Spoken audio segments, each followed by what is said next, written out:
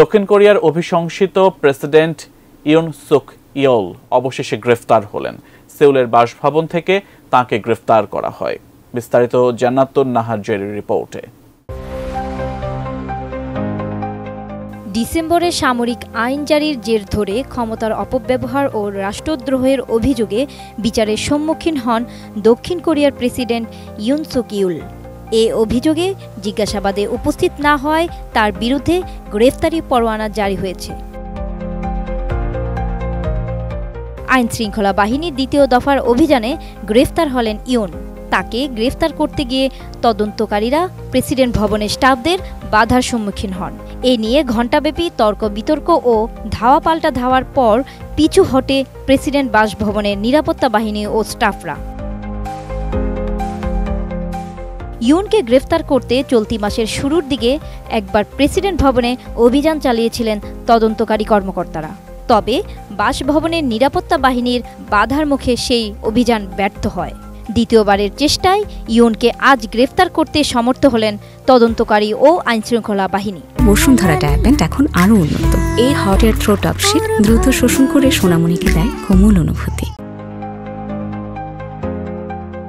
গত ৩ ডিসেম্বর হঠাৎ করে দক্ষিণ কোরিয়ায় সামরিক আইন জারির ঘোষণা দিয়েছিলেন প্রেসিডেন্ট ইউন।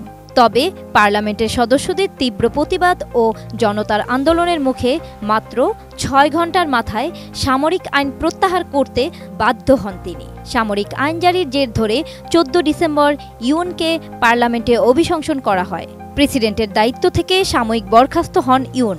তবে সাংবিধানিক আদালতে জটিলতা তৈরি হওয়ায় তাকে প্রেসিডেন্ট পদ থেকে অপসারণ করা যায়নি।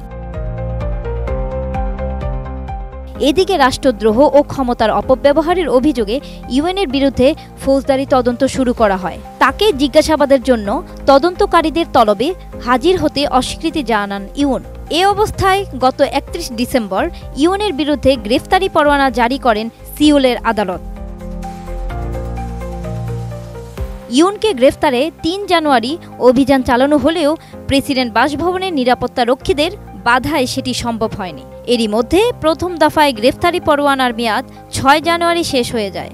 পরে গ্রেফতারি পরোয়ানার মেয়াদ আরেক দফায় বাড়াতে বাধ্য হয় আদালত। ইউনের অভিশংসন বিচার শুরু হয়েছে মঙ্গলবার। তবে তার অনুপস্থিতির কারণে ৪ মিনিটের মধ্যে শুনানি শেষ হয়ে যায়। তাকে প্রেসিডেন্ট পদ থেকে অপসারণ করা হবে কিনা এই বিচারে সেই সিদ্ধান্তও নেওয়া হবে।